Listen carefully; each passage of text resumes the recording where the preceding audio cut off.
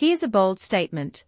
The Green Bay Packers didn't just win, they dominated the Minnesota Vikings in a 23-6 victory that left fans and analysts buzzing. But here's where it gets controversial. Was this a testament to the Packers' resurgence, or a glaring expose of the Vikings' weaknesses? Let's dive in. On a chilly Sunday in Green Bay, Wisconsin, Emanuel Wilson stole the spotlight in his first career start. The undrafted free agent from Fort Valley State rushed for a career-high 107 yards and 2 touchdowns, filling in seamlessly for injured star Josh Jacobs.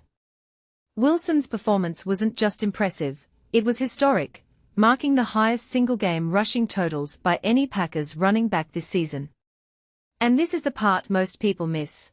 Wilson's success wasn't just about his talent, it was a strategic masterclass by the Packers coaching staff, who capitalized on a Vikings defense struggling to adapt. Green Bay's defense was equally relentless. Micah Parsons and Devonte Wyatt each notched 2 sacks, while the Vikings managed a measly 4 net yards and 3 turnovers in the second half. Minnesota's J.J. McCarthy, already under scrutiny as a first-year starter, threw 2 interceptions in the final minutes, sealing the Vikings' fate. Here's a thought-provoking question. Is McCarthy the long-term answer for the Vikings? Or is his struggle a symptom of deeper issues within the team? The game's turning point came in the third quarter, when a special teams blunder by the Vikings handed the Packers a golden opportunity. Daniel Whelan's punt ricocheted off Minnesota's Miles Price, giving Green Bay possession at the 5-yard line. Wilson punched in a touchdown 2 plays later, effectively breaking the game open. Controversial interpretation alert. Some might argue this was less about Packers' brilliance and more about Vikings' self-sabotage. What do you think? For the Packers, this win marked a significant shift. After a dismal 1-5 record against NFC North opponents last season, they are now 2-0 in divisional games this year. Up next, a Thursday night showdown with the Detroit Lions, followed by a home game against the Chicago Bears. But here's the kicker. Can the Packers sustain this momentum, or will they falter under the pressure of a tough schedule? The Vikings, meanwhile, are in free fall.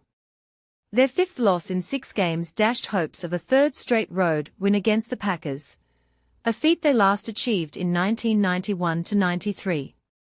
Will Reichard's historic performance, becoming the first NFL player with 4 field goals of at least 59 yards in a season, was a bright spot, but it wasn't enough to salvage the game.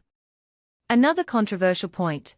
Are the Vikings' struggles a coaching issue, a talent gap, or simply bad luck? Injuries played a role, too. The Vikings lost guard Donovan Jackson and offensive tackle Christian Darrisaw in the second half, while the Packers saw cornerback Keyshawn Nixon leave with a stinger. Here's a question for you. How much do injuries excuse a team's performance, and when does it become a matter of depth and preparation? Looking ahead, the Vikings face the Seattle Seahawks next Sunday, while the Packers prepare for a quick turnaround against the Lions. Final thought-provoking question. Which team is more likely to turn their season around, the Packers with their newfound momentum, or the Vikings with their backs against the wall? Let us know in the comments.